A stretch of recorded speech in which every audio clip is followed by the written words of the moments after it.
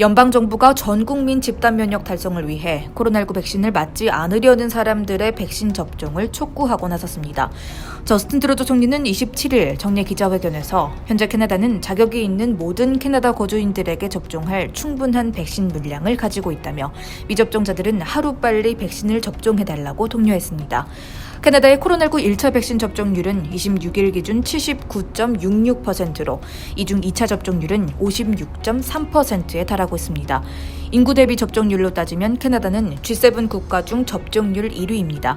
하지만 현재 1차 접종률에 있어서는 한 달째 정체 상태를 보이고 있어 백신 접종을 꺼리는 일부 국민에 대한 설득 작업이 필요하다는 지적이 나옵니다.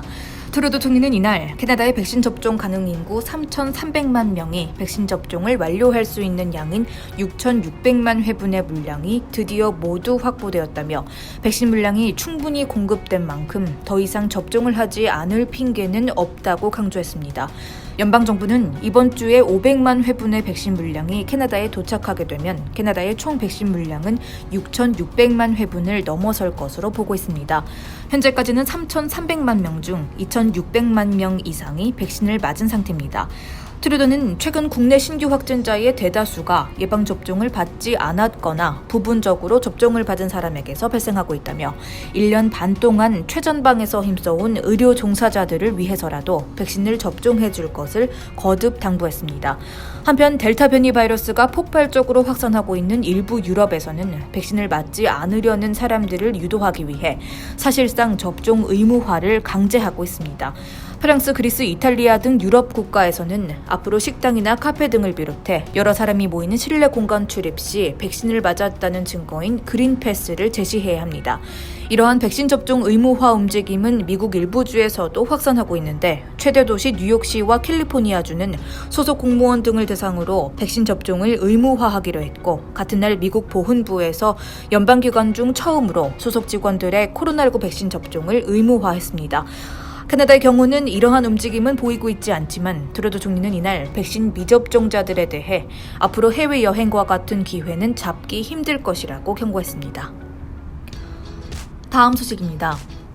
도쿄올림픽에서 캐나다 여자 선수들의 강세가 이어지고 있습니다. 퀘벡 리무스키 출신의 머드 샤로는 27일 새벽 도쿄국제포럼에서 열린 여자 역도 64kg급 결승에서 인상 105kg, 용상 131kg을 들어 합계 236kg으로 2위인 이탈리아의 조르자 보르디논을 4kg 차이로 따돌리고 금메달을 획득했습니다.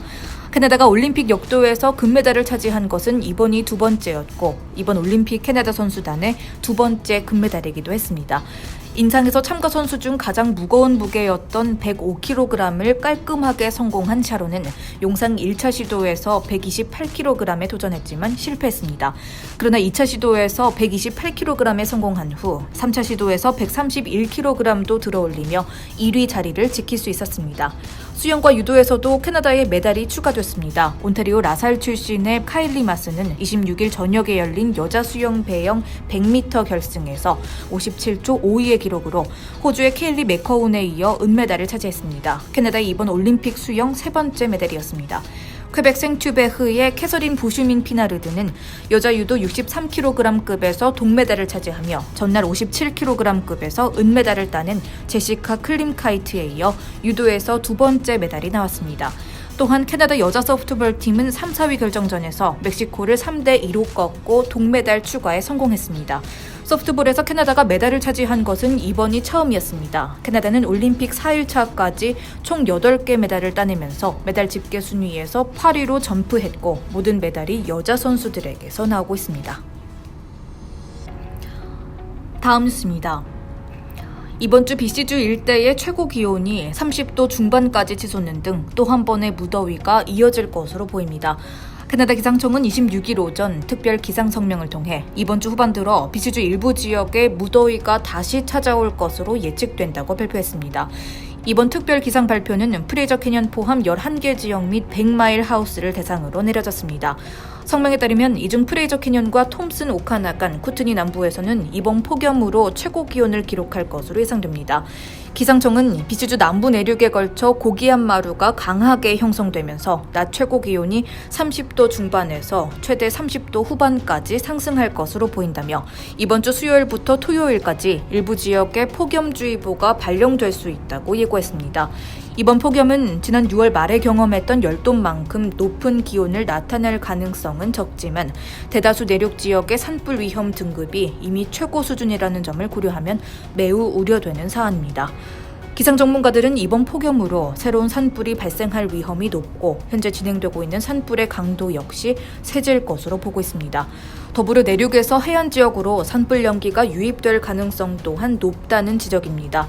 이에 기상청은 특히 어린아이나 임산부, 노약자, 만성질 환자 및 야외에서 일하거나 운동을 하는 사람들은 가능한 한 가장 서늘한 시간대에 외출할 필요가 있다며 갑작스러운 무더위로 인해 발생할 수 있는 열사병 등으로부터의 안전에 유의할 것을 당부했습니다. 한편 기상청은 이날 비시주 해안 지역에 대한 특별 기상 성명도 함께 발령했습니다. 성명에 따르면 비시 해안 지역 일대 역시 이번 주 수요일부터 토요일 사이 20도 후반에서 30도 초반의 최고 기온을 기록할 것으로 예상됩니다. 영향을 받은 지역은 메트로 밴쿠버 프레저밸리, 이스트 밴쿠버 아일랜드, 인랜드 밴쿠버 아일랜드, 광역 빅토리아, 선샤인 코스트, 휘슬러 하우스 사운드, 사우스 걸프 아일랜드 등입니다. 다음 소식입니다. 비시 보건당국은 27일 성명을 통해 지난 하루 사이 비시에서는 150명의 코로나19 신규 확진자가 추가됐고 사망자는 없었다고 발표했습니다. 이날 추가된 신규 확진자 수는 지난 6월 11일 이후 가장 많은 수치입니다.